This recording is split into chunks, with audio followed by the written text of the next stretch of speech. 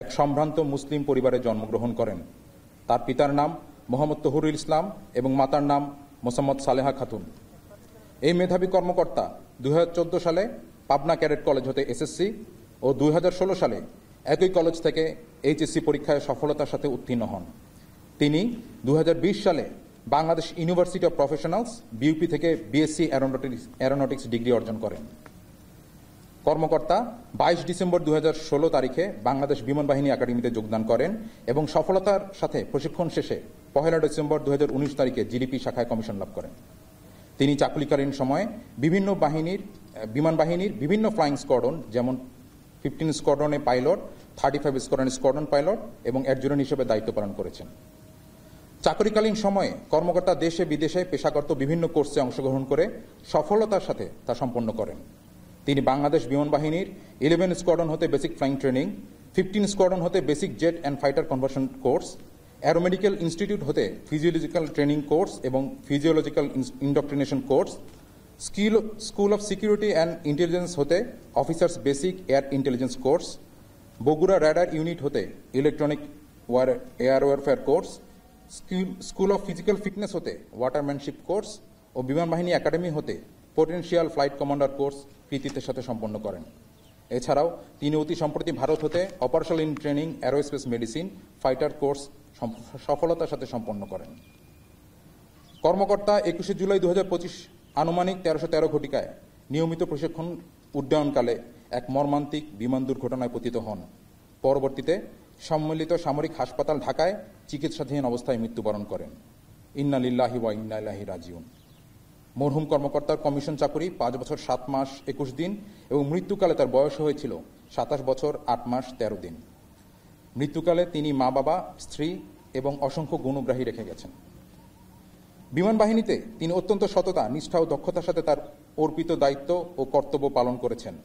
আমরা তার বিদেহী আত্মার মাগফিরাত কামনা করছি এবং মরহুমের শোক সন্তপ্ত পরিবারের প্রতি সমবেদনা জ্ঞাপন করছি।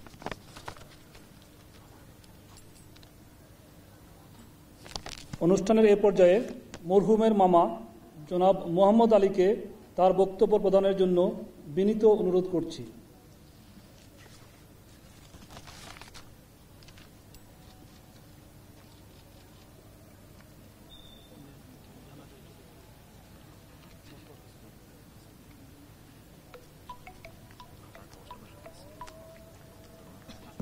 উপস্থিত সুধী মণ্ডলী, আসসালামু আলাইকুম। আমি শহীদ ফ্লাইট লেফটেন্যান্ট তৌকির ইসলামের মামা। আপনারা জানেন আমার ভাগনা গতকালকে এক মর্মান্তিক বিমান দুর্ঘটনায় নিহত হয়েছেন। আপনারা আরও জানেন যে সেই সাথে অনেক কোমলমতি শিশুসহ অনেকেই নিহত এবং আহত হয়েছেন। ইন্না লিল্লাহি ওয়া ইন্না ইলাইহি রাজিউন। আমার ভাগনা শহীদ ফ্লাইট লেফটেন্যান্ট তৌকির ইসলাম আপনাদের সাথে চলাফেরাতে কোনো যদি দুঃখ দিয়ে থাকে, কষ্ট দিয়ে থাকে, আপনারা তাকে ক্ষমা করে দিবেন এবং তার পরিবারের প্রতি আপনারা সমবেদনা জানাবেন, তার পরিবারের পাশে থাকবেন আপনারা। এছাড়া তার সাথে যদি কোনো লেনাদেনা থাকে, আপনাদের কোনো দেনা পাওনা থাকে, সেটা আমাদেরকে জানাবেন, অথবা বিমান বাহিনীর যারা দায়িত্বপ্রাপ্ত আছেন, উপযুক্ত কর্তৃপক্ষ আছেন, তাদেরকে আপনারা জানাতে পারেন। আর গতকাল থেকে আমাদেরকে, বিশেষ করে তার পরিবারকে যে সাপোর্ট করা হয়েছে, আসলে এই সময়টায় এটা খুবই প্রয়োজন ছিল। তার জন্য আমরা বিমান বাহিনী কর্তৃপক্ষকে ধন্যবাদ জানাই, যেন তিনারা এইভাবে পরিবারের পাশে থাকে। এই বলে আমি শেষ করছি। আসসালামু আলাইকুম।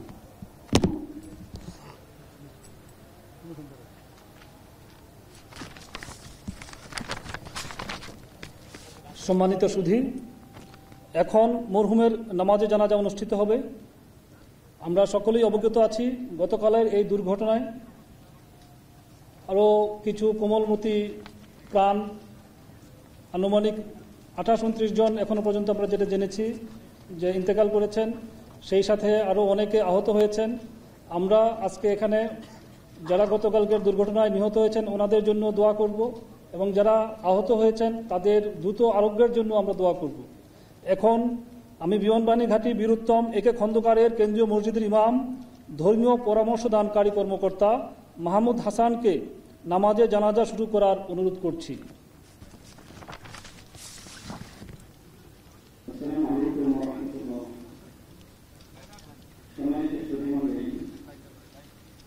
আমরা জানি গতকাল এক মর্মান্তিক দুর্ঘটনায় ফ্লাইট ক্যাপ্টেন মোহাম্মদ তৌকির ইসলাম সহ অসংখ্য কোমলমতি শিশু এবং অনেকেই শাহাদাত বরণ করেছেন। আমরা সকলের মাগফিরাতের জন্য দোয়া করব। অনেকে আহত অগ্নিরুদ্ধ অবস্থায় চিকিৎসাধীন রয়েছেন। আল্লাহ তাআলা যেন তাদেরকে দ্রুত আরোগ্য দান করেন, সেজন্য আমরা আল্লাহ তাআলার দরবারে দোয়া করছি। আমরা জানাজা শুরু করব। প্রথম তাকবীরের পরে সানা, দ্বিতীয় তাকবীরের পরে দুরূদ শরীফ, তৃতীয় তাকবীরের পরে জানাজার বিশেষ দোয়া, চতুর্থ তাকবীরে সালামের মাধ্যমে জানাজা সম্পন্ন হবে।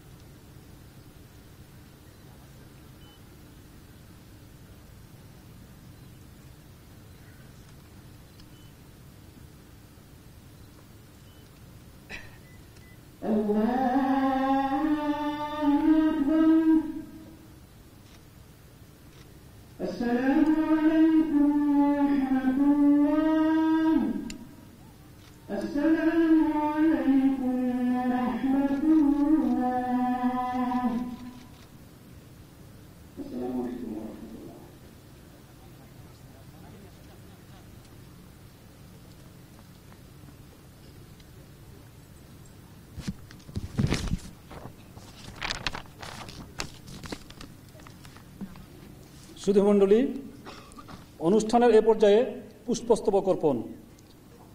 আমি প্রথমে সম্মানিত সেনাবাহিনী প্রধান general Waker-Uz-Zaman SBP, OSP, SGP, PSC কে পুষ্পস্তবক অর্পণ করবেন।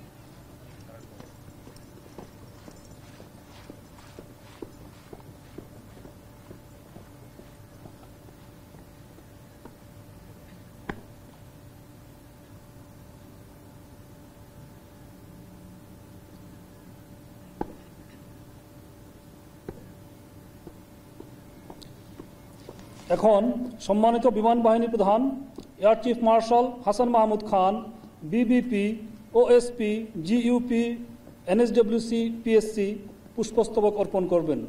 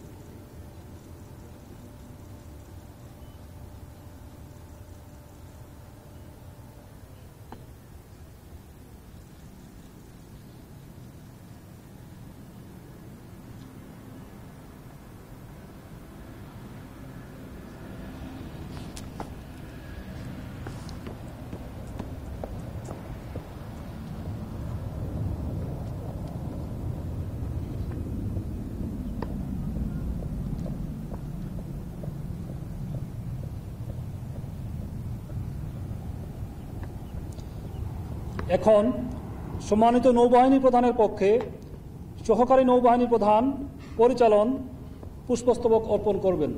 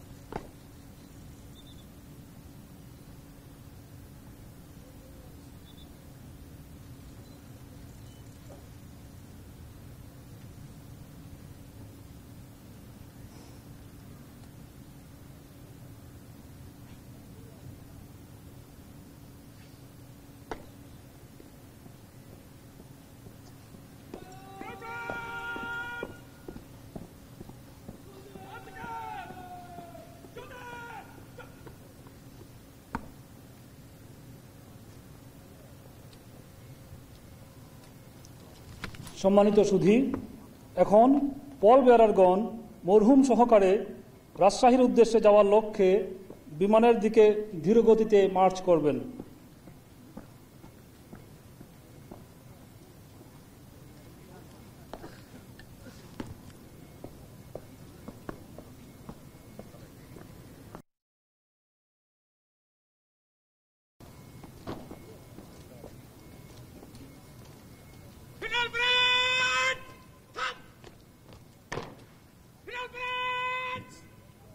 Sabre,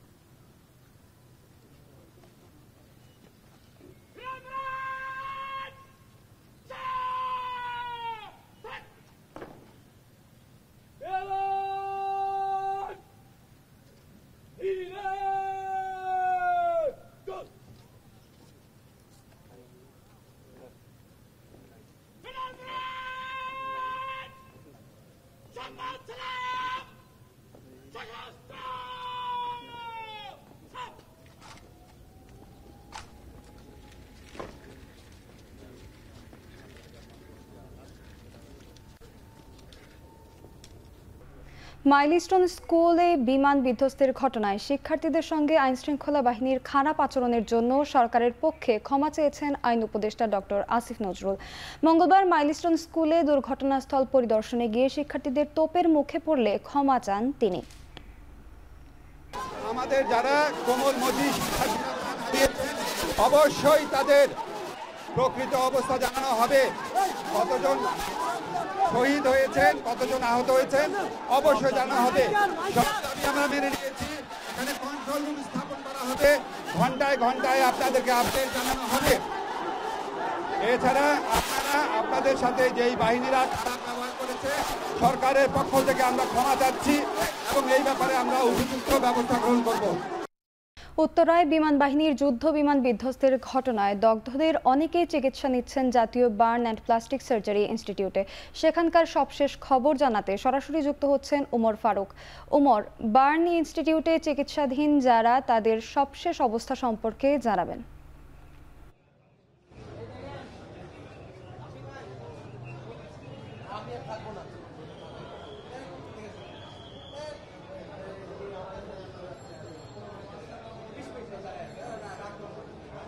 সোনালী, এই মুহূর্তে আসলে এখানকার যারা রয়েছেন আপনারা কিছুক্ষণ পূর্বে আসলে আজকের যেই আহত এবং নিহতের যে বিষয়টি অর্থাৎ এখানে যারা চিকিৎসাধীন রয়েছেন তাদের যেই সার্বিক যে অবস্থা সেটি ব্যাপারে কিছুক্ষণ পূর্বে হাসপাতাল কর্তৃপক্ষ অর্থাৎ ন্যাশনাল বার্ন অ্যান্ড প্লাস্টিক ইনস্টিটিউটের কর্তৃপক্ষ আমাদেরকে জানাবেন। তবে সকালে স্বাস্থ্য প্রধান উপদেষ্টার স্বাস্থ্য বিষয়ক বিশেষ সহকারী আমাদেরকে জানিয়েছিলেন আজকে মূলত ন্যাশনাল বার্ন ইনস্টিটিউটে 42 জন চিকিৎসাধীন রয়েছেন এবং একই সাথে ঢাকার অন্যান্য মেডিকেলগুলোতেও 46 জন চিকিৎসাধীন রয়েছে, অর্থাৎ টোটাল 78 জনের মতো। অর্থাৎ এই গতকালকে মাইলস্টোনে বিমান দুর্ঘটনায় তারা বিভিন্ন হাসপাতালগুলোতে চিকিৎসাধীন রয়েছে। তবে আমাদেরকে যেমনটি জানিয়েছেন হাসপাতাল কর্তৃপক্ষ, তারা বলছেন যে এই বার্ন ইনস্টিটিউটে 5 জন আইসিইউতে রয়েছে, যাদের মধ্যে 3 জনকে ভেন্টিলেশনে রাখা হয়েছে এবং বাকিদের তাদের যে সার্বিক অবস্থা সেটাও কিন্তু এখন আমাদেরকে আনুষ্ঠানিকভাবে আমাদেরকে জানানো হয় না। তবে যদি বলি আসলে এখানে ঢাকা এবং তার আশপাশ থেকে অনেকেই আসছেন রক্তদান করার জন্য, কিন্তু হাসপাতাল কর্তৃপক্ষ বলছেন যে আসলে এই মুহূর্তে তাদের কাছে পর্যাপ্ত রক্ত রয়েছে। এই মুহূর্তে যারা আসতে চাচ্ছেন তাদেরকে আসলে এখানে ভিড় না করার অনুরোধ কিন্তু তারা আমাদেরকে জানিয়েছেন। এবং যদি বলি আজকে সকাল থেকেই আইনশৃঙ্খলা বাহিনী, পুলিশ, আনসার এছাড়াও সেনাবাহিনীও কিন্তু আসলে সতর্ক অবস্থানে রয়েছে এবং তারা এখানে স্বজন ব্যতীত অন্যান্য যারা আসছেন তাদেরকে কিন্তু মেডিকেলের মধ্যে প্রবেশ করতে দেওয়া হচ্ছে না এবং তাদেরকে আসলে জিজ্ঞাসাবাদ করা হয়েছে। এবং যদি বলি আসলে কিছুক্ষণ আগে সরকারের শ্রম উপদেষ্টা সাখাওয়াত হোসেন তিনি আহতদের দেখতে মেডিকেল থেকে এসেছিলেন এবং তিনি বলেছেন পরিদর্শন শেষে বা আহতদেরকে দেখা শেষে তিনি বলেছিলেন যে চিকিৎসকের পরামর্শ অনুযায়ী প্রয়োজনে যারা আহত রয়েছেন তাদেরকে সিঙ্গাপুর সহ অন্যান্য দেশগুলোতে উন্নত চিকিৎসার জন্য পাঠানো হবে। এছাড়াও এই মুহূর্তে সরকারের যে স্বাস্থ্য উপদেষ্টা তিনি ভিতরে রয়েছেন এবং আহতদের খোঁজখবর নিচ্ছেন। তবে বলে রাখি আজকের যে সর্বশেষ পরিস্থিতি সেটি আমরা কিছুক্ষণ পরে জানতে পারবো যে এই মুহূর্তে আসলে আহত এবং নিহতর যে সংখ্যা সেটি আমরা আসলে পরবর্তী যেই তথ্য সেটি আমরা পেলেই আমরা দর্শকদেরকে জানিয়ে দিতে পারবো। সোনালী। উত্তরার মাইলস্টোন স্কুলে দুর্ঘটনাস্থলে আছেন সহকর্মী সিওল আহমেদ। সরাসরি চলে যাচ্ছি সেখানে।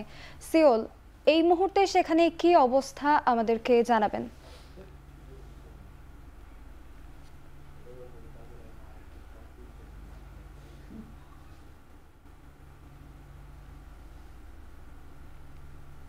আসলে বর্তমানে যে পরিস্থিতি সেটা হচ্ছে যে আইন উপদেষ্টা এবং প্রেস উইংয়ের সদস্যরা কিন্তু আজকে সকালে এসেছিলেন এবং তারা কিন্তু এখনও এই যে পিছের যে ভবনটি আছে প্রেস কনফারেন্স ভবন, যেটি আসলে স্কুল এবং কলেজে, সেখানে কিন্তু অবরুদ্ধ হয়ে আছেন এবং অবরুদ্ধ বলতে তারা ভিতর থেকে বের হতে পারেনি। ঠিক কিছুক্ষণ আগে এখানে আইন উপদেষ্টা কথা বলেছে গণমাধ্যমের সাথে এবং তারা কিন্তু আমাদেরকে জানিয়েছেন যে তাদের যে শিক্ষার্থীদের যে 6টি দাবি ছিল সেই দাবিগুলো সরকার পক্ষ থেকে মেনে নেওয়া হয়েছে এবং দাবিগুলো যৌক্তিক, এবং একই সাথে তারা বলেছেন যে বাহিনী গতকাল খারাপ ব্যবহার করেছে শিক্ষার্থীদের সাথে তাদের বিরুদ্ধে সরকার ব্যবস্থা নেবে।